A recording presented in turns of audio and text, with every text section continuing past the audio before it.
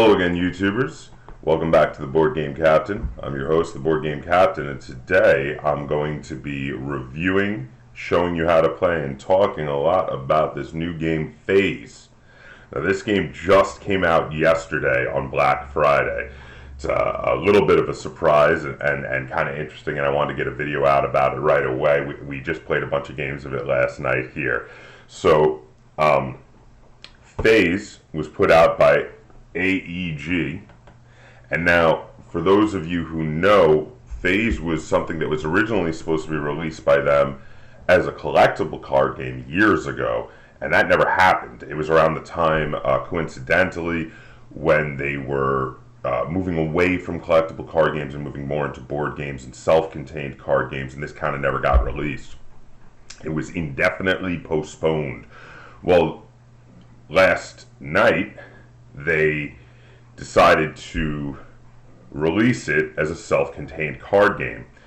And you know what, I really have to say, after playing some games of it, I think it might not have worked as a collectible card game, but as a self-contained card game, I think it works much better.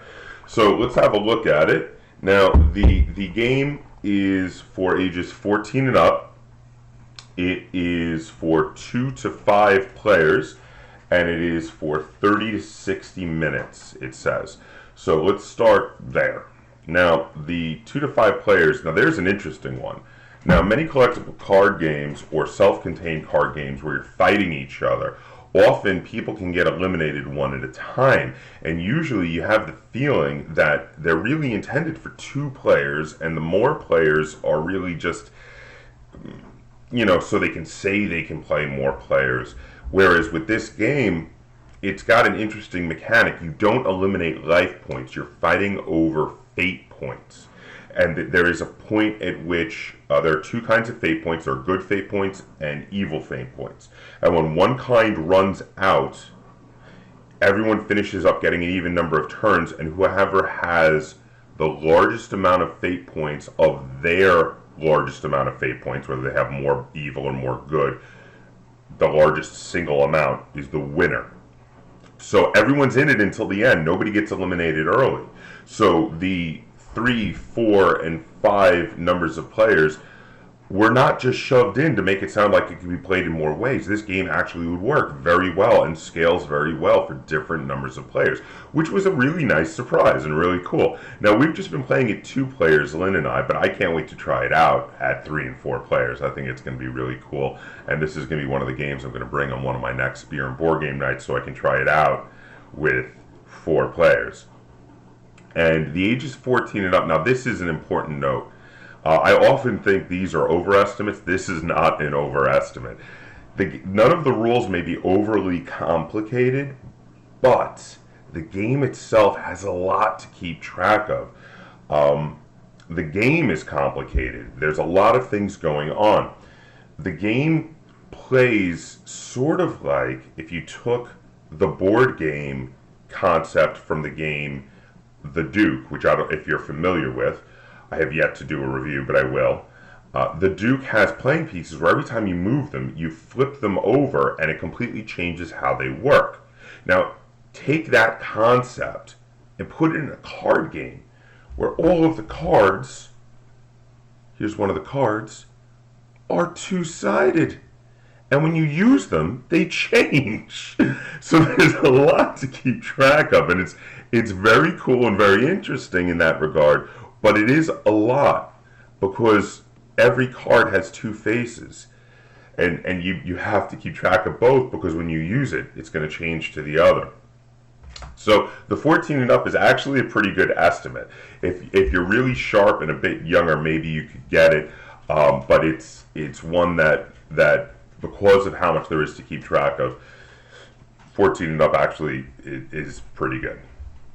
And as for the 30 to 60 minutes, I think the above 30 minutes is really an estimate more for the larger number of players. For 2 players, this game plays really quickly. We played it twice in under an hour, so the 30 minutes was a pretty good estimate, maybe even a little high for 2 players. But the up to 60 minutes is probably more for like the 4 or 5 players. More players would take more time, of course. So let's have a look at the components. Now when you pop open the box, the first thing you see is there are a whole bunch of these packs of cards, because the main component of the game is the cards. This is a card game. Now, the game comes with 6 pre-constructs. Now, here's one of the pre-constructs. You pop open the pre-construct, and you have a little cheat sheet for the rules, which is nice. And then you've got a 30-card pre-construct. Decks in this game are 30 or more cards. The pre-constructs are all exactly 30 cards. And here we have, I can show you some cards from the pre-construct. So for instance, here is an occasion where you have Viseros, who is a good keeper on one side, and we flip him over and we have the dark side. We have, how do we say that? Athanasios. Now Athanasios is a evil keeper. Now keeper is one of the factions. This deck is a pre-constructed keeper deck. That is the faction we have here. Now I want to just show you something, because here we have another Viseros. Again, we have Viseros, but on the back of this Viseros, we have the Duchess.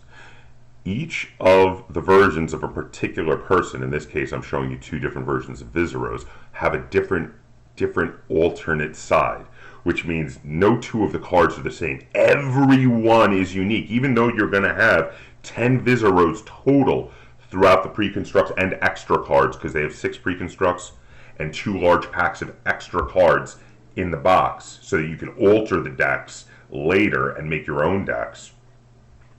Even though there's going to be 10 versions of Viseros in here, each one is going to have someone else on the other side. And there'll be 10 versions of the Duchess in here, and each one's going to have someone else on the other side, which is really cool and very varied. And there's an interesting thing about making your own decks with this, that I think it's on one hand, because of how there's only 2 kinds of resource and everybody has them regardless of what faction you're being, this is the easiest game to make a deck that'll work, because you throw 30 random cards together and it's going to work. You'll be able to bring them all out, you'll be able to work them.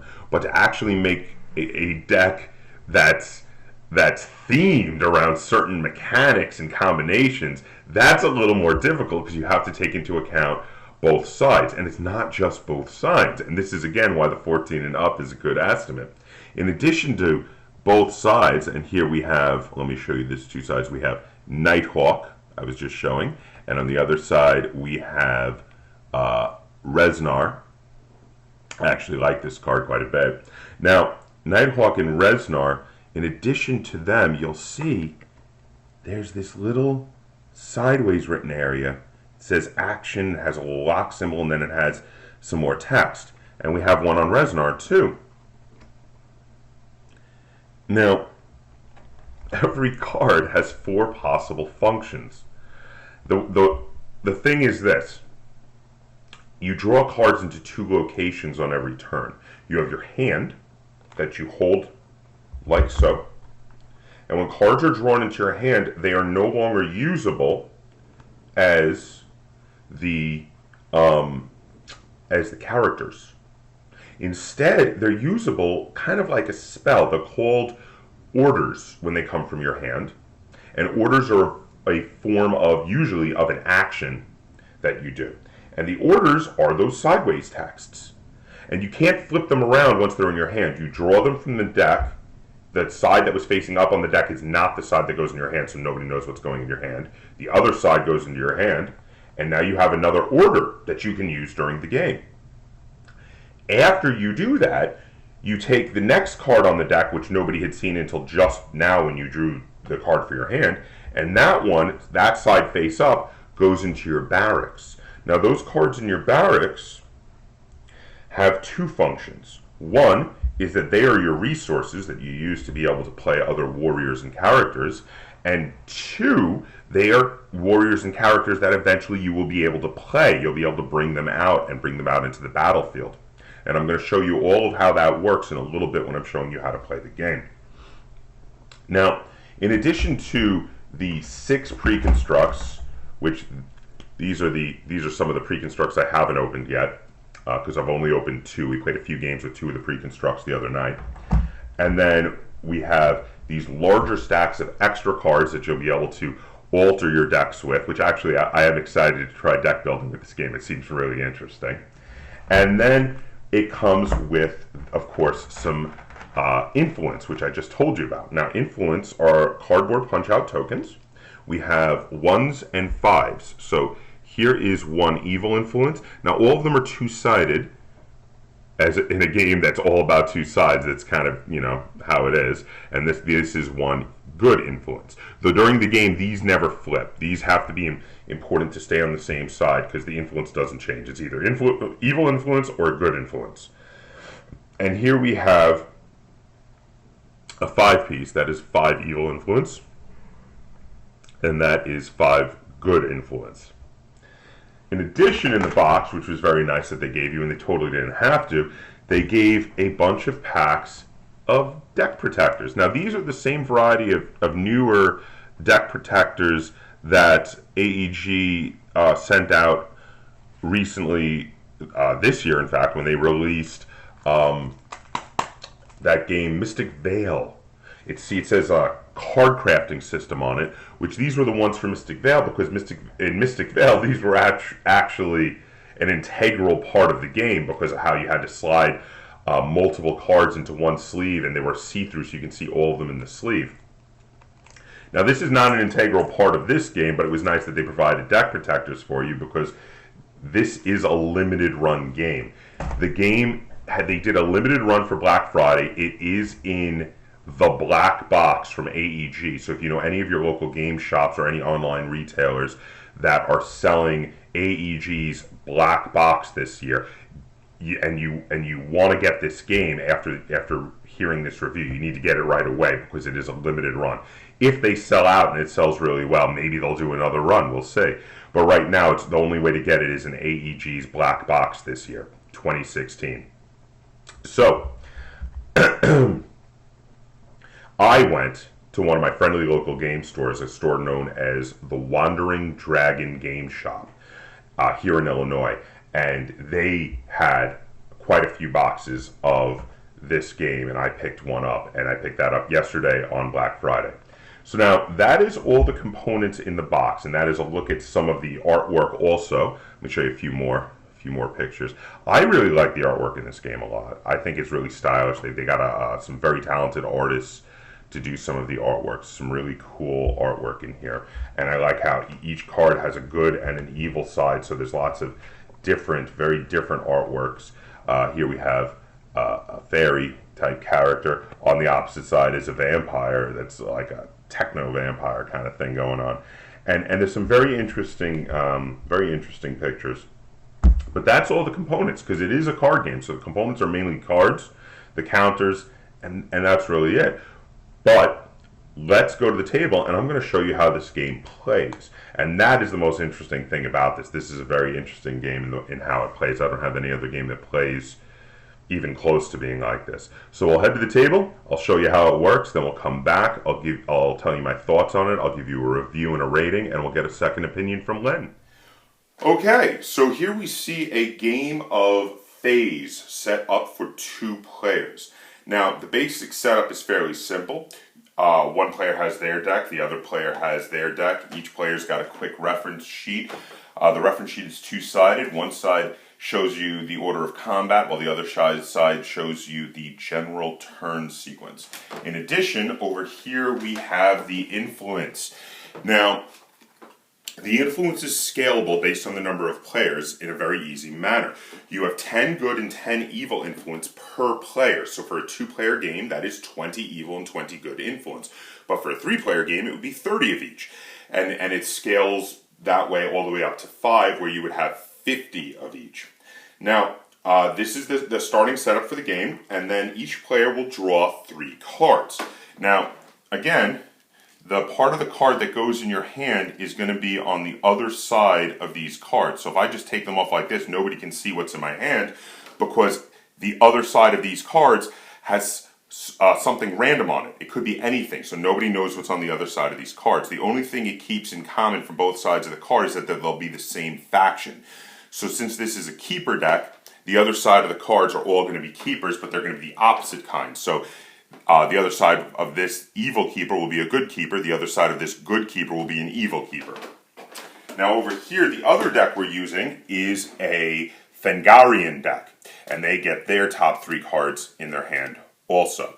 Now, once you've drawn 3 cards, you take a look at your hand, and let's take a look. Now, the cards in our hand that we're going to get to keep, again, they're not going to be the characters, they're going to be these abilities here, which have a lot of really cool abilities and interesting things I can use them for.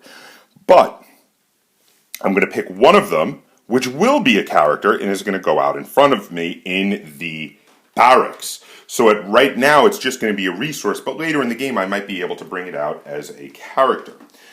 So taking a look here at what I have, there are 2 things I want to take into account into which one is going to go into my barracks.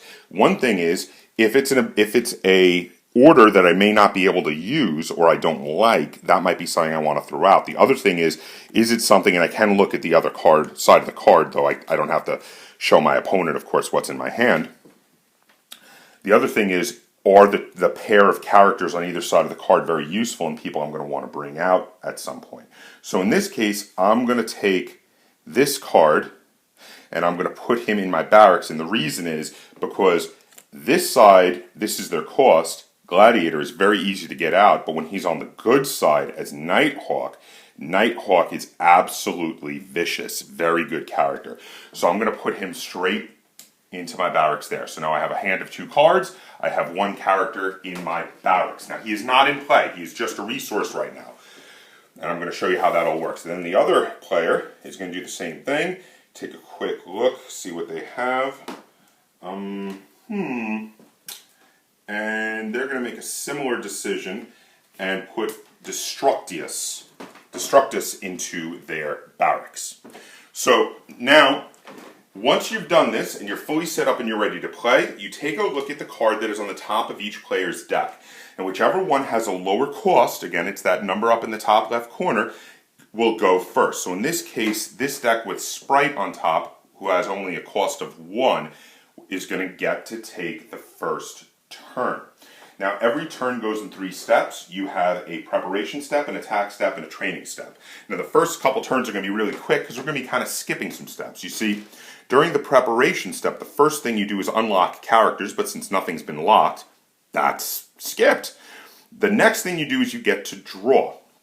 So first you draw the first card here. Again, the other side is the actual side that's going to be in my hand. So we take it into my hand, and we wind up with a new ability in my hand. Then the new card that's just been revealed here, Fireheart Golem, goes into my barracks, right there. Then we would have the attack phase, where there's a lot of things that can happen. Now, I'm not going to go into the attack phase, but I do have to check with my opponent if they have any actions they want to play on my attack phase. To say, hey, if you got any actions or orders you want to throw out, they say no. Say, okay, well, I'm not going to do an attack phase then. We're going to move on to my training step. Now, during the training step is when you can bring guys out and also continue to play actions. Now, for bringing out characters, their cost is up here in the top left corner, and that is a cost in phasing. Now, to pay the cost, you have to have that many other cards in your barracks that you can phase, which is flip them over, and then you can bring that card out. Now, this needs 3 other cards in the barracks to phase. This needs 5 other cards in the barracks to phase. I can't bring either of them out, so they're not going to work. Their abilities on the bottom only get to take effect and can only be used once they're already out in play, so of course those can't be used. And the ones in my hand, these all work as an action. The ones with the little Saturn symbol with either a number or an X in it, that requires a certain amount of phasing from my barracks also to play. And these ones here with the lock on it require me to lock cards to play. Now, to lock a card, you turn it sideways. When a card is locked, you cannot phase it, you cannot lock it again, you cannot use it for anything. Once a card is locked, it stays locked until the beginning of your next turn. But in this case, there's really nothing else I can do for this player for their first turn. So they're going to say done. The other player didn't want to do any actions during their training phase, so we're going to move on to the other player. So again, the other player during their first round, they're going to pick up a card. They're going to get this slaughter out into their barracks. And they also have drawn some cards that they can't get out right away. So they need to wait a little bit. So they're going to move on and move right back on to the first player and let them go again. So first player is going to draw a card. And then the first player is going to get Reznar into their barracks there. Now again, the first player asks, do you have any actions you want to play? No? Okay, well I'm going to skip the combat step. And now check this out. Reznar only costs 2. And I've got 2 other guys here. So I'm going to phase, and Reznar is going to come out into the battlefield. And check this out. When this guy phased, now he only costs 1. So I'm going to phase Athanasios again to bring him out. You can phase people multiple times to play different cards or different characters. However, you cannot phase them multiple times for the same card or same character. So now in this case, I managed to get 2 guys out. But I've already passed by my combat step, and as you can see, it is mechanically impossible to attack with characters that you bring out this turn. So that's it for me. I'm going to go back to my opponent here, and my opponent's going to have to rush to try to get some stuff out to defend themselves. So they're going to draw a card, and they're going to bring out Squeezle. Now that is interesting because Squeezle has a 0 cost. So Squeezle's going to come right on out into play there. Now on these cards, I want to show you how they're going to work, and I'm going to show you right now as we go back to the first player's turn. Because the thing is, we're about to probably have a combat. And as you can see here, they each have an attack and a defense listed on the card, as well as their abilities on the bottom. The side abilities are only if they're in your hand, so once they're in play, those do not matter at all. If you attack with them and survive, they're going to flip. They phase to the other side after the combat, so keep that in mind when using them at all times. When you attack, you have 2 options. You can attack another player, or you can attack the pool of fate over there. Now, if you attack the fate, the other player in a 2-player game, or a randomly chosen other player in a more than 2-player game, will be chosen to defend the pool of fate. If they want to, they can send up some of their characters to try to defend against you. Each attacking character can be defended by 1 or more defending characters, but one defending character may not defend against multiple attacking characters. If you get through and hit the pool of fate, how much attack you have is how many fate you get to collect, and you collect fate of the same kind as whoever attacks. So in this case, these are 2 evil characters. They would collect evil fate. Now, if I hit an enemy player, instead of collecting fate, I destroy some of their fate that they have already collected. So this early in the game where my opponent has not collected any fate, there's no reason to attack them. If someone blocks, they do their damage to each other. So if these 2 characters were to be fighting, he would deal 1 damage to Squeezle, and Squeezle would do 2 damage to Gladiator. Now, if you do enough damage to kill them, they go into the discard pile. If not, they stay, and the attacker, if he survives, would phase to the other side. One more thing I wanted to draw attention to. In addition to these abilities, there are specific abilities on if characters die or phase while this is all going on. For instance, Reznar has a phaseling ability, and you have to pay attention to that. If he phases, he gets to do something. So every time he attacks, he's going to get to phase if he survives, and therefore get to do something. So you have to take note of these abilities. They're kind of important. And one other last thing. When you're defending, you may only defend with the opposite alignment of characters. So in this case, if an evil character is attacking, a good character can defend. If you only have the same alignment, you can't defend. You have to have the opposite. But once they're fighting, there gets to be a point where you get to play actions and orders, and if you do one that causes them to phase, like so, well, they're allowed to keep fighting. It doesn't bump them out of the combat. It's just at the start of the combat, you may only defend if you are the opposite alignment. So that's the gist of how combat works. Now we're about to do a turn that's going to include combat, so let's see that happen here. So now I'm looking across the field, and all my opponent has is a Squeezle, who has 2 attack and 1 life. which means at this exact moment, Squeezel is incapable from killing either one of my guys. So I'm going to attack the Pool of Fate with both Reznar and the Gladiator. Now, it's up to my opponent to decide if they want to defend. They can let it go, but if they let it go, that's going to earn me 3, count them, 3 fate points. And you know, that's not a huge amount, but it's a good start. So at this point, my opponent is going to let it go. So you're going to see what happens when it just comes through. So they get 3 black fate. And each of the characters attacked, so they will phase. So, they phase into 2 really badass good characters there. So now it's my, now I'm going to move on to my training step, where there's not a whole lot I can do. I check with my opponent if they have any actions they want to play, and they don't. And we're going to move back on to player 2's side.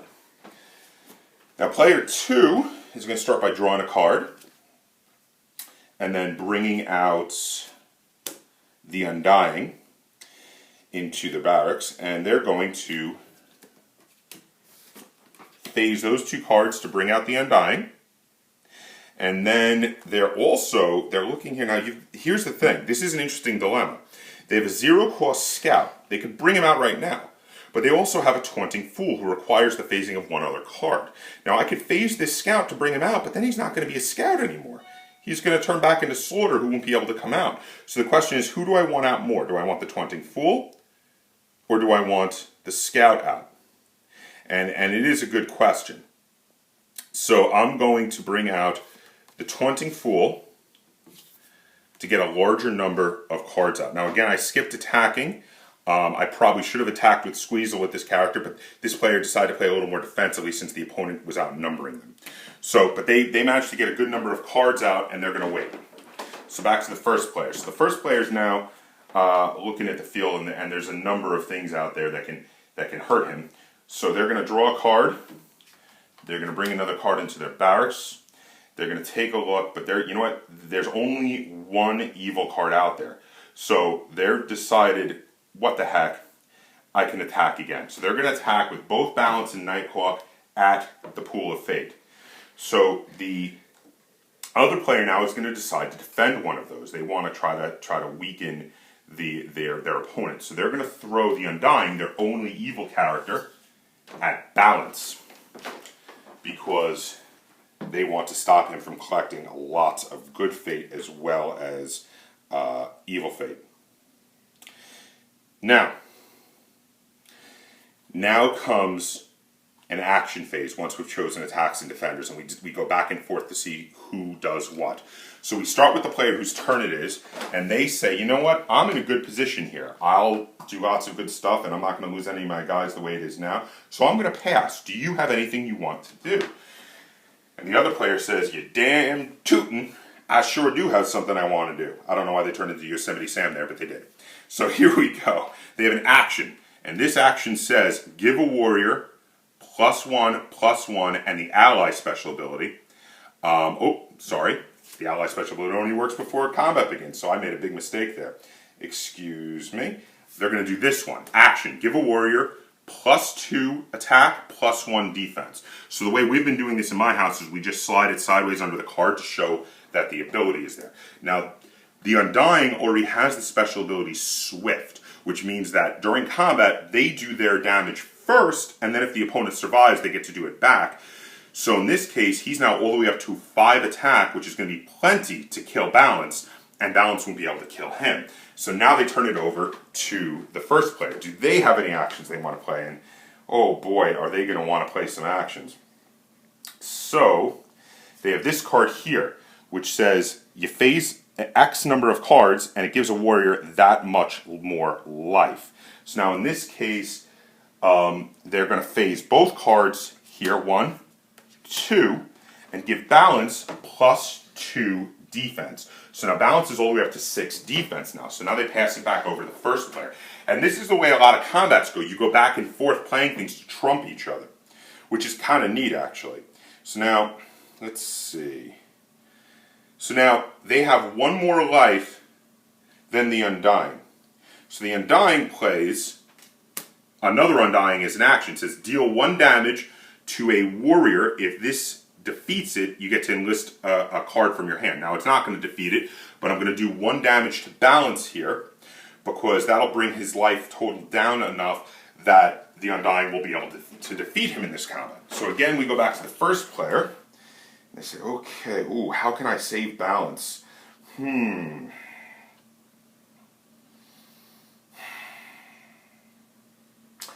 Well, they're going to pull a trump out of their hand. They've got another one of those cards that gives them a lot of defense. So they're going to phase both cards again and throw his defense all the way up to 8. Oh boy, I don't know if the second player's got anything he can answer that with. That's getting a little bit tough. They're out of things they can do, so they're going to look despondently at the battlefield and say pass.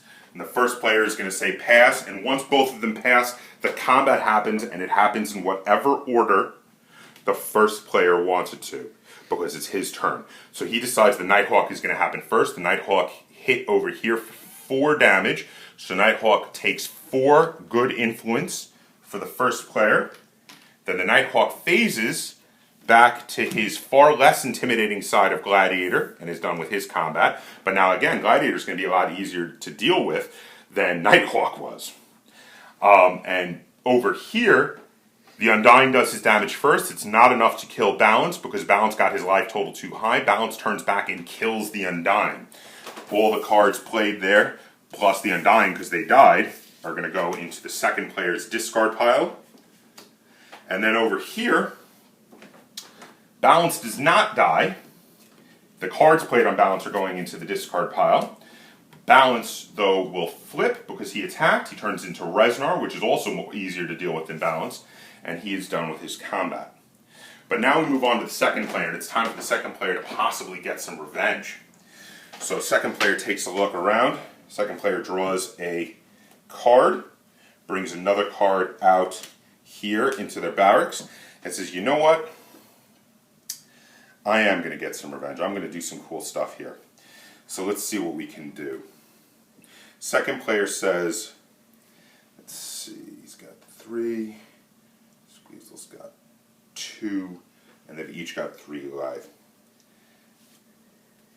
Second player is going to first before combat, he's going to play the action here that gives this warrior +1/+1. This can only be played before combat, so you can't play it in that back and forth in combat, which makes Squeezel 3 attack and 1 life, and he has Swift. Then the player is going to play the same action.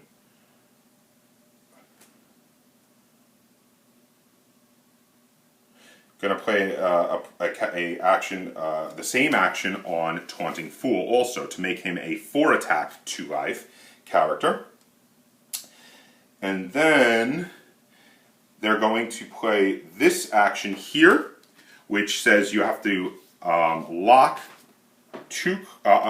X number of cards, and if you lock X number of cards, you can defeat a warrior with a cost of X or less.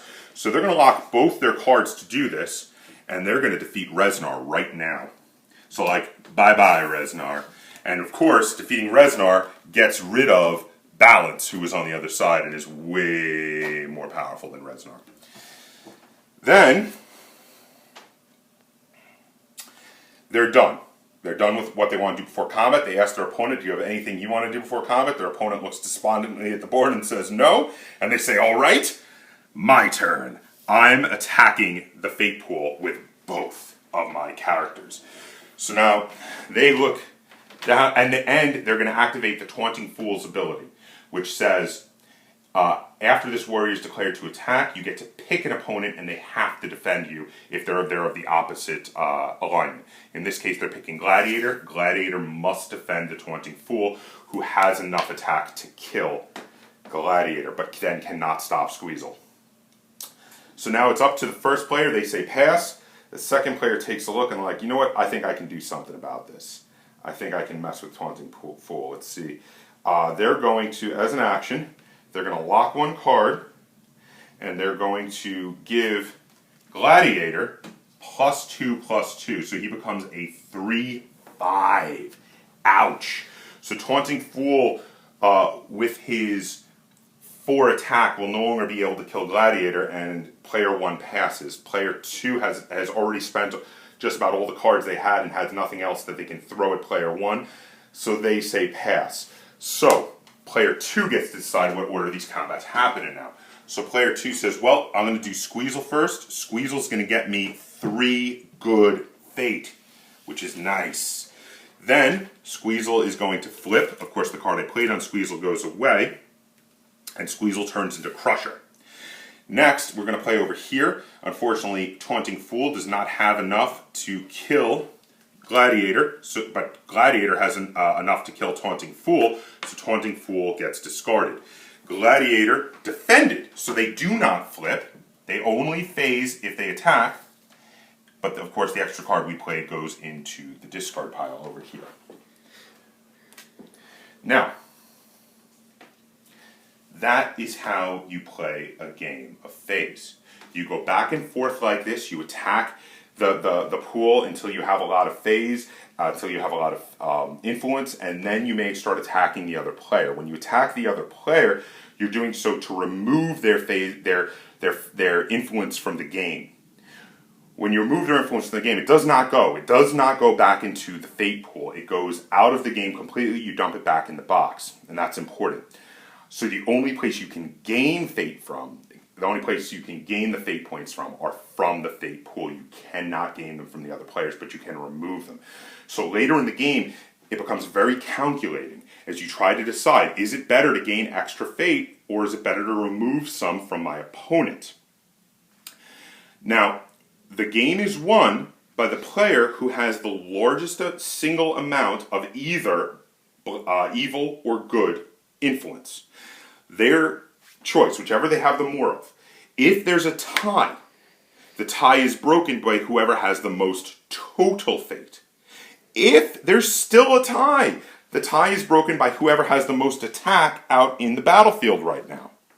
So there shouldn't be a tie. If you go through all that and there's still a tie, then it's actually a draw. But that probably shouldn't happen, and it hasn't happened yet with us. But that's how you play a game of phase. So let's head back to the table. I'm going to talk about how it feels. I'm going to give you a full review, and I'm going to rate it, and then we're going to get a second opinion from Glenn.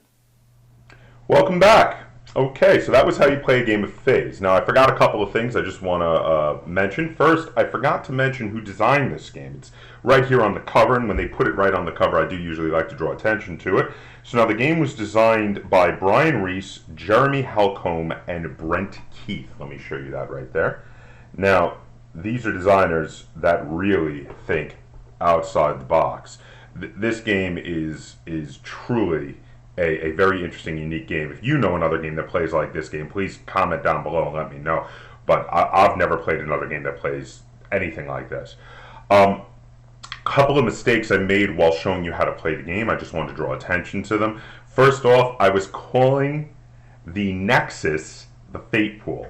It is the Nexus, my mistake, and then I occasionally called the influence in the Nexus Fate. I was accidentally confusing myself because the name of the game is Phase, and I was mixing that up with the influence a little bit and calling it Fate.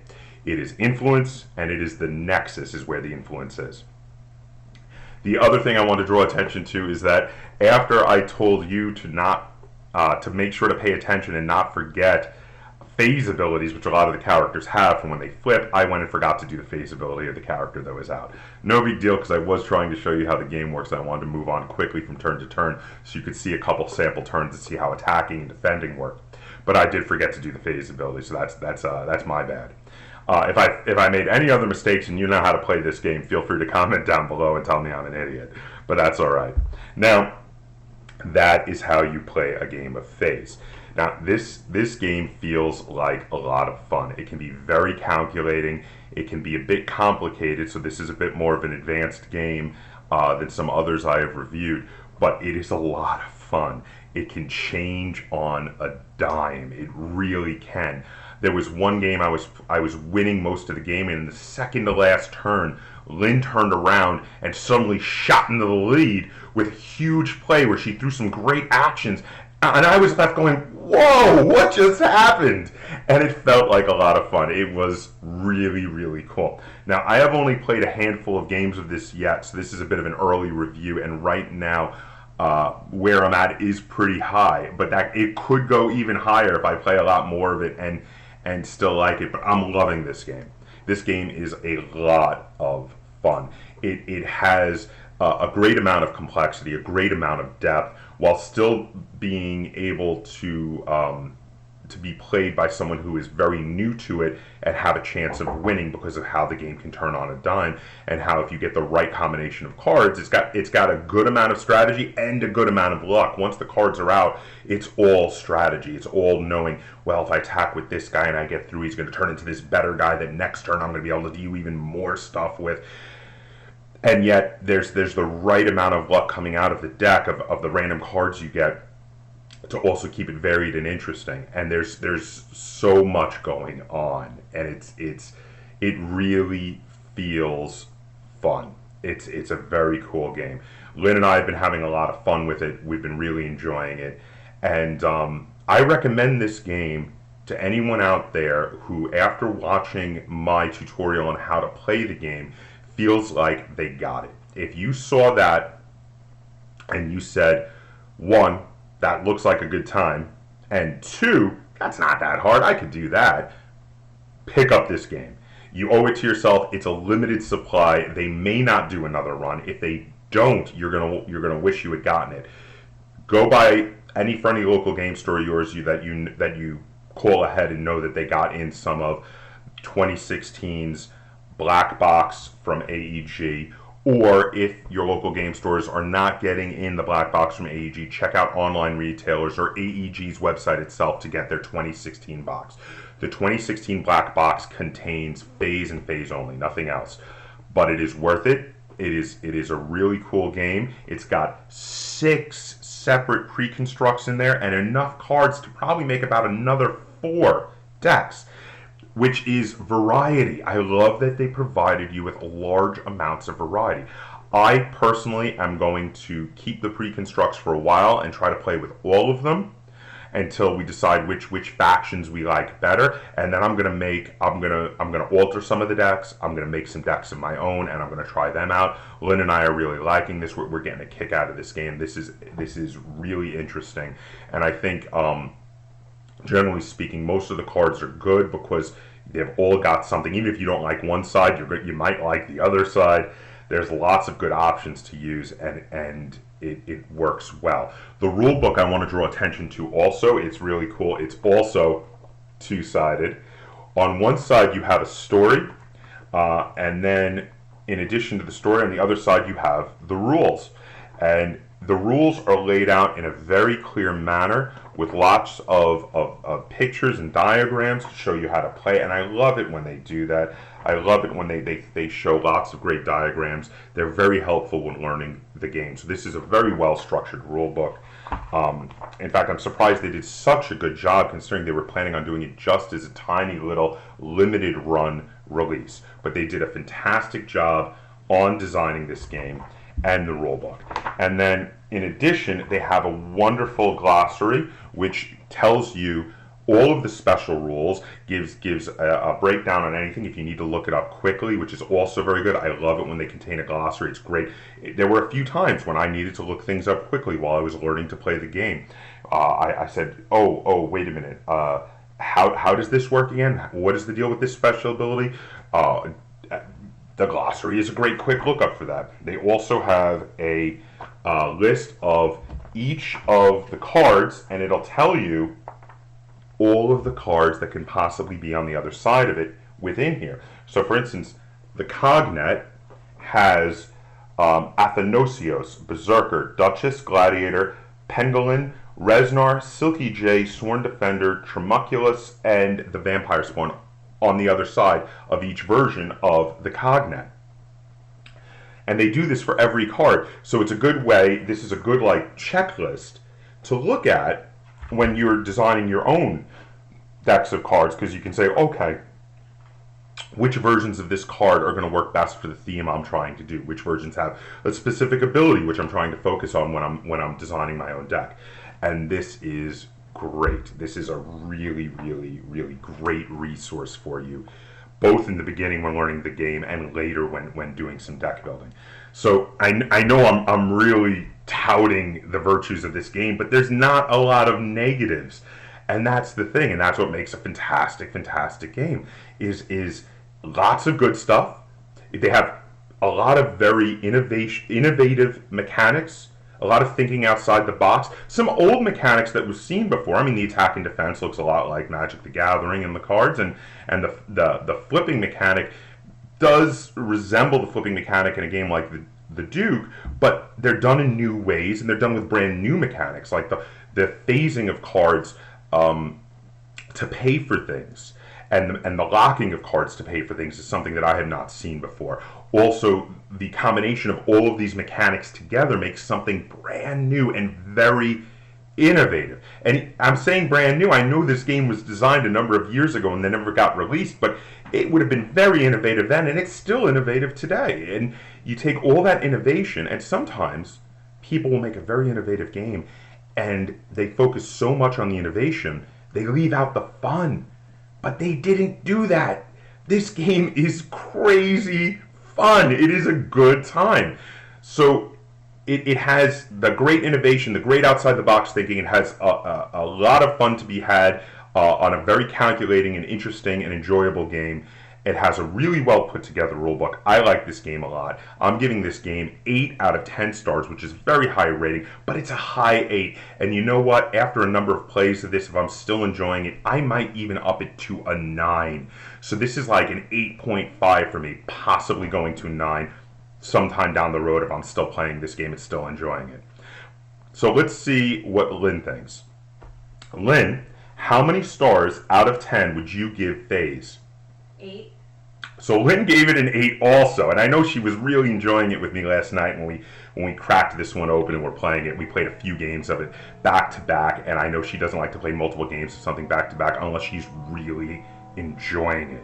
So we were both really liking it. Now let me ask you, is this a as I already said, I gave this a real high 8, and it could even go to a 9 for me if I continue to play it. Now I'm just curious, is yours a high 8 or a low 8? A middle. So you're set on 8. 8 is definitely going to be your score. Yeah. Okay, so Lynn has got a solid 8, which is a very good score for this game. I have an 8 that could go to a 9 a little bit down the road. So I just want to make sure that I say that. But 2 8s is a very high score for this game.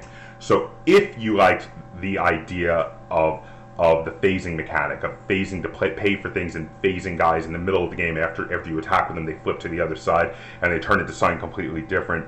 If you like the idea of this game, of this card game, if you think all of this sounds like a good time and good fun and very unique and something you want to add to your set, if you have a gamer in your family and you're looking for a unique and interesting present to get for them for this holiday season, this is a game to buy. And it is in limited quantities. So if any of that applies to you, see if your local stores are carrying the black box from AEG for 2016. If not, go to online retailers. Go to AEG's website. Get the black box from 2016 before supplies run out. Hopefully, like I said, hopefully if they sell out of this and they realize there's demand for it, they'll do another run of it down the road. But who knows? Right now it's just a limited run, I think, to see if there's an interest in this style of game. And for me, I'm definitely interested in this style of game. I hope they do another run. I hope after doing another run they do more expansions to it to even give us more cards to play with, because I like this game and I want to play this game a lot more in the future. And whether or not they do any more expansions, they provided me with so much stuff with the 6 pre-constructs and all the extra cards that I know I'm going to get a lot of replay value out of this game. So there you have it. 8 solid 8 score from both of us, but mine might even go higher in the future if I continue to really like it as much as I do now. Phase. And until next time, first off, if you have anything to comment on this video, please comment down below. And also, if you enjoyed this video and you found it helpful, please, please, please like, share, and subscribe. And until next time, game on.